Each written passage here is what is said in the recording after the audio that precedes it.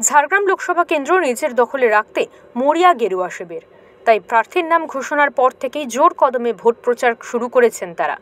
কিন্তু এবারের প্রচারে তেমনভাবে সাড়া পাচ্ছেন না বিজেপি প্রার্থী প্রণত টুডু। এমনই কথা উঠেছে দলের অন্দরমহলে। তাই এবার মানুষের নজর কাড়তে ও মহিলাদের সমর্থন পেতে সন্দেশখালীর মহিলাদের এনে প্রচার শুরু করেছে গেরুয়া শিবির।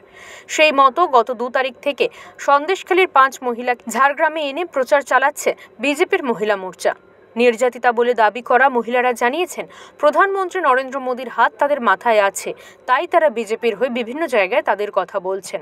অসম্মান করছে, নির্যাতন দিচ্ছে, সেইটা আমরা বলছি। হ্যাঁ, তো সেটা বিজেপির সাথে থেকে কেন? বিজেপির সাথে থাকি না আমরা মহিলা মোর্চার থেকে দিদি আমাদেরকে নিয়ে এসেছেন, তাই জন্য আমরা বলছি। আপনারা খেতে এসেছেন কোথায়? খেতে এসে যেখানে আমাদের খাওয়াচ্ছে সেখানে আসছে, বলছি এখানে খেতে হবে। কোথায় আছেন আপনি? আমরা এই পার্টি অফিসে এখানেই আছি। এখানে আছে বিজেপির পার্টি, এখানেই খাওয়াচ্ছে। কতদিন ধরে আছেন এখানে? 5 দিন মতো আছে।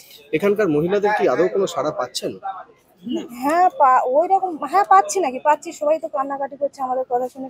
সত্যিকারে নির্যাতিত আমরা, তারাও তো শুনে দুঃখ করে কান্নাকাটি করছে, বলছে হ্যাঁ দিদি সত্যিকারে ঘটেছে। আমি বলছি হ্যাঁ, নইলে আমরা কোনোদিন মিথ্যে কথা বলবো না, গল্পের ছলে তাদের যতটুকু বলার আমরা বলছি। তবে সন্দেশখালীর মহিলাদের এনেও হালে পানি পাচ্ছে না বিজেপি। সন্দেশখালীর মহিলাদের সঙ্গে নিয়ে বিভিন্ন জায়গায় ঘুরলেও সেভাবে সাড়া পাচ্ছেন না তারা। তৃণমূল নেত্রী রেখা সোরেনের দাবি, এখানকার মহিলারা দিদির সাথে আছেন, এই সব প্রচার করে কোনো লাভ হবে না। সন্দেশখালী থেকে যে মহিলাগুলোকে আনা হয়েছে এখানে, তারা কি কোথাও কোনো অভিযোগ করেছে কিংবা সেরকম কোনো অভিযোগ আছে?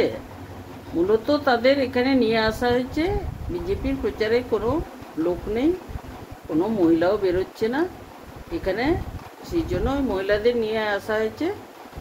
আর যদি নিয়ে আসা হয়েছে, এরা পার্টি অফিসে কেন বসে থাকছে, বিজেপির গাড়িতে ঘুরছে, এইভাবে প্রচার করে কোনো লাভ নেই।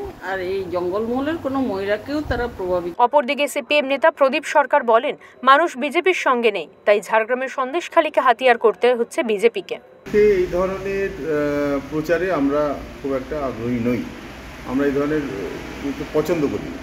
আমাদের যেটা বক্তব্য, তৃণমূলের এগেনস্টে বিজেপি যদি সত্যিই লড়াইয়ে থাকতে চায় বা মানুষজনকে সংঘবদ্ধ করতে চায়, তাহলে অনেক ইস্যু আছে। আমাদের ঝাড়গ্রাম জেলাতেও অনেকগুলো ইস্যু আছে, এবং তারা যে বলে বেশিরভাগ জনগণের স্বার্থে যে এই দলটা কাজ করে না, বিজেপি নিজেও করে না, সেটাকে ঘুরিয়ে দেওয়ার জন্যই তারা এই ধরনের একটা বন্দোবস্ত করেছে, যাতে মানুষজনের দৃষ্টিভঙ্গিটা বা মুখটাকে অন্যদিকে ঘুরিয়ে দেয়। গতবার বিজেপি ঝাড়গ্রাম আসনে জয়লাভ করলেও এবার পদ্ম শিবিরের সমর্থন অনেকটাই কমেছে বলে অনুমান রাজনৈতিক মহলের। আর তাই জেতা আসন ধরে রাখতে মরিয়া চেষ্টা চলছে বিজেপির। ঝাড়গ্রাম থেকে অরূপ রায়ের রিপোর্ট, ওঙ্কার বাংলা।